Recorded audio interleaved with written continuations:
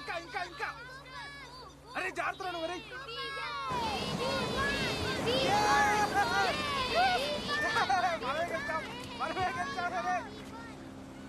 ఆగు మెల్లిగా సోపట్రీ కళ్ళలో పడతాయి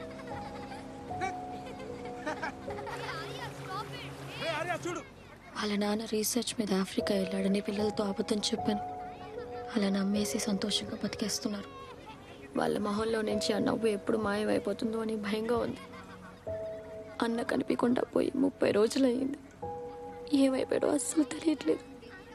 కనిపించకుండా పోయిన రోజున గుణ అనే రౌడీని కలిశాడని తెలిసినప్పటి నుంచి ఇంకా భయం వేస్తుంది. పోలీసులు అస్సలు పట్టించుకోవట్లేదు. సార్, వరుణ్ మిస్ అయిన ముందు రోజు కలెక్టర్ని కలిశాడు.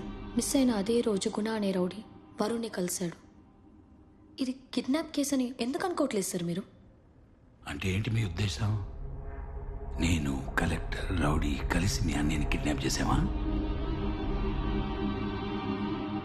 పిల్లల్ని అడాప్ట్ చేసుకుని నాతో పాటు అమెరికా తీసుకెళ్దాం అనుకుంటే పిల్లలు ఇండియన్ సిటిజన్స్ అవ్వడం వల్ల వాళ్ళ పేరెంట్స్ సిగ్నేచర్స్ లేదంటే వాళ్ళ డెత్ సర్టిఫికేట్స్ కావాలంటున్నారు. It's like I'm stuck in limbo without a conclusion to the case. ఈ సిచ్యువేషన్లో నాకు వీళ్ళకంటే వేరే ఏది ఇంపార్టెంట్ కాదు. I want to adopt them. But that bastard, my fiancé, పిల్లల్ని ఆర్ఫనేజ్లో పెట్టమన్నాడు.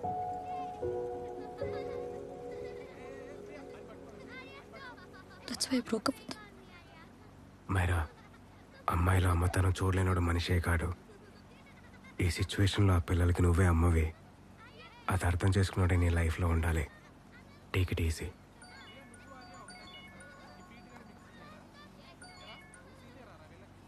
హలో మైరా హ్యాన్సన్, ఎస్, ఒకసారి ఆఫీస్కి వస్తారా? ఓకే.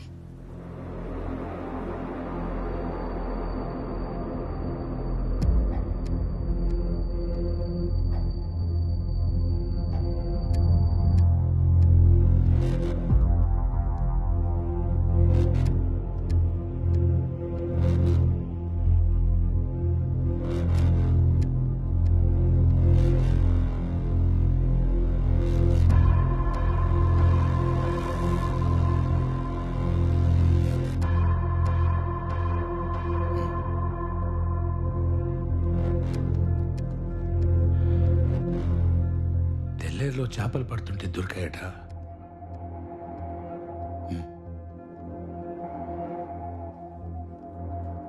చుట్టుపక్కల ఎక్కడా బాడీ కనిపించలేదు. బట్టల మీద బ్లడ్ స్టెయిన్స్ కూడా లేవు. మీ అన్నయ్య తన వైఫ్ చనిపోయిన తర్వాత డిప్రెషన్తో ఆల్కహాలిక్ అయ్యాడని మా ఇన్వెస్టిగేషన్లో తెలిసింది. సూసైడల్ టెండెన్సీస్ కూడా ఉన్నాయని తెలిసింది. సార్, ఓసారి ఆ పిల్లల్ని చూడండి సార్. ఏ తండ్రైనా వాళ్ళని వదిలేసి సూసైడ్ చేసుకుంటారా అండి? మీరేంటి సైకాట్రిస్టా? సూసైడ్ చేసుకునేవాడి మైండ్ సెట్ ఎలా ఉంటుందో తెలుసా నీకు? ఈ క్రైమ్ని సాల్వ్ చేయడం కన్నా సూసైడ్లో ప్రొజెక్ట్ చేయడంలోనే మీ మైండ్ సెట్ అయినట్టుంది సార్. బ్లడ్ స్టెయిన్స్ లేవంటే సూసైడ్ అని రాసేసుకుంటారా? బాడీ కోసం వెతకరా? చెరువెళ్ళి సముద్రంలో కలుస్తుంది, ఎక్కడెళ్ళి ఎతకాలో చెప్తావా? ప్రాక్టికల్ నాలెడ్జ్ లేకుండా మాట్లాడకు. చూడండమ్మా, మీ పిల్లల మీద మీకు కస్టడీ కావాలంటే ఒకటి మీ అన్నయ్య సంతకం కావాలి, లేదంటే మీ అన్నయ్య డెత్ సర్టిఫికెట్ కావాలి. బాడీ దొరుకుతుందేమో అన్న భ్రమతో కేసు ఇలాగే ఓపెన్ చేసి ఉంచి టైం వేస్ట్ చేస్తారా, లేదంటే డెత్ సర్టిఫికెట్ తీసుకొని అమెరికా వెళ్ళి మీ పిల్లల ఫ్యూచర్ కాపాడుకుంటారో ఒకసారి ఆలోచించుకోండి అమ్మా. ఈ సెటిల్మెంట్లో చూపించే టాలెంట్ కేసు సాల్వ్ చేయడంలో చూపించండి సార్. తీసుకెళ్ళండి. అంతకన్నా ఏం చేస్తారు యూనిఫామ్ వేసిన గుండా?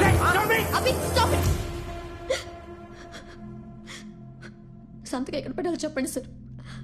Myra, are you out of your mind? ఇది మర్డర్ అని తెలిసే వీళ్ళు డ్రామాలు ఆడుతున్నారు. నీకు తెలియట్లేదా? తెలుసు కాబట్టి చెప్తున్నాను, కేసు క్లోజ్ చేయమని. వాళ్ళ కోసం please leave this to me.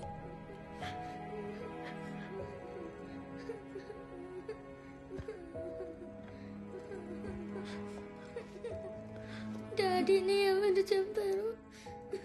డాడీని ఎవరు చంపలేదమ్మా, మమ్మీ దగ్గరికి వెళ్ళిపోయాడు. ఇక్కడ ఆంటీ మిమ్మల్ని నాన్నకన్నా బాగా చూసుకుంటుంది.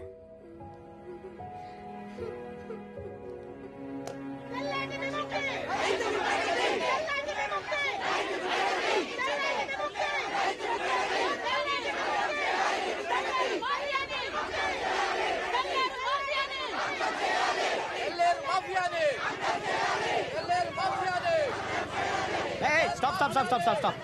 సార్ ఈరోజు బండి అక్కడ స్కూల్లో పార్క్ చేయండి. మీరు ఎక్కడికి వెళ్ళాలో చెప్పండి, మా ఆటోలో డ్రాప్ చేస్తాను. బండి స్టేషన్లో పెట్టి ఢిల్లీకి వెళ్తున్నాం. వచ్చే వరకు 3 రోజులు ఇక్కడే ఉంటుందా బైక్? సార్ పర్యావరణ సంఘం ఆధ్వర్యంలో ఈ బంద్ జరుగుతోంది సార్. మీ బండికి ఏం కాదు. రేయ్ సార్ తెలుసు కదా, ఈ బండి తీసుకెళ్ళి మన వీధి చివరిన సార్ వాళ్ళు వెళ్ళింది కదా, అక్కడ పెట్టేసరా. రండి సార్, రండి సార్, దిగండి సార్. జరగండి దిగండి, మీ బండి ఎక్కడికి రండి సార్, ఎక్కండి సార్, రండి సార్. అదిరా బంద్ పేరుతో ఏదో దోపిడీ మనకి. సార్ ఈరోజు అందరికీ ఫ్రీ రైడ్ సార్.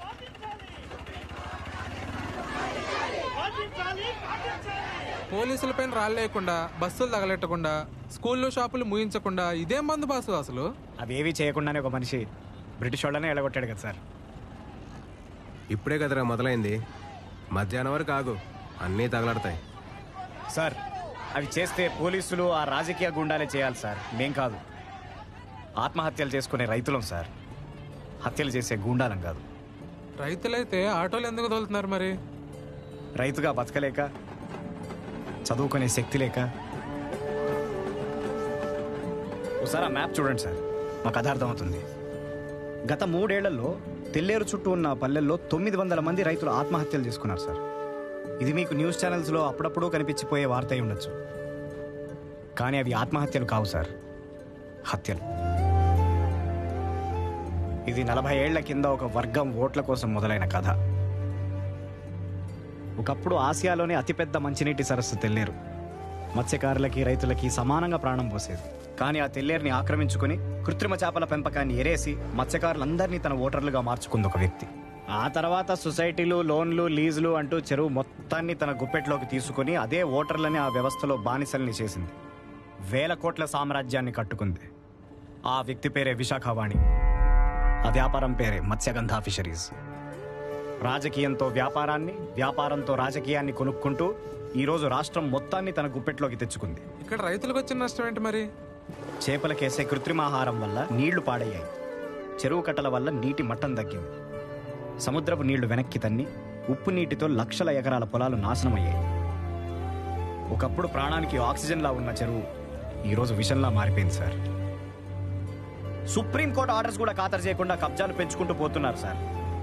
ప్రభుత్వమే గుండల్లా ప్రవర్తిస్తే ఎక్కడికి వెళ్ళి చెప్పుకోవాలి sir మాలాంటోళ్ళు?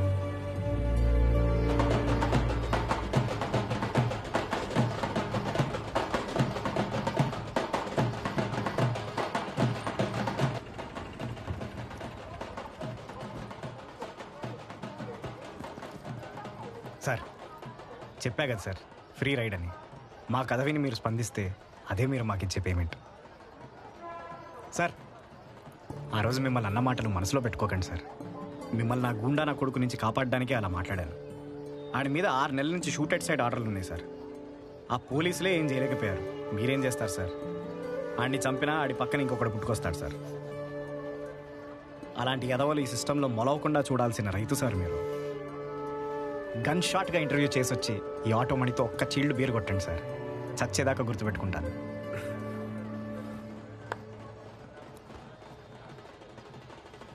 All the best sir. Thank you, all the best.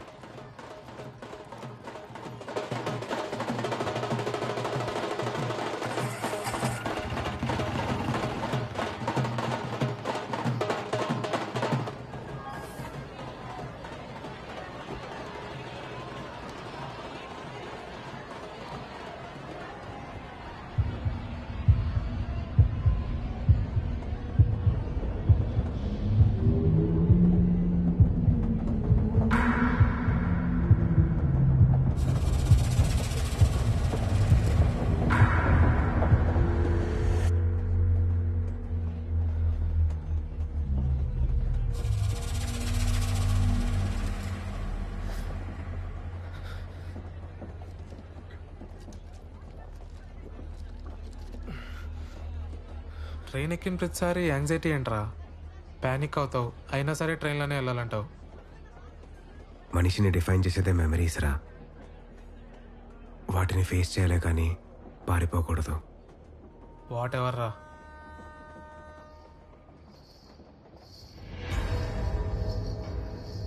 రే చూడు,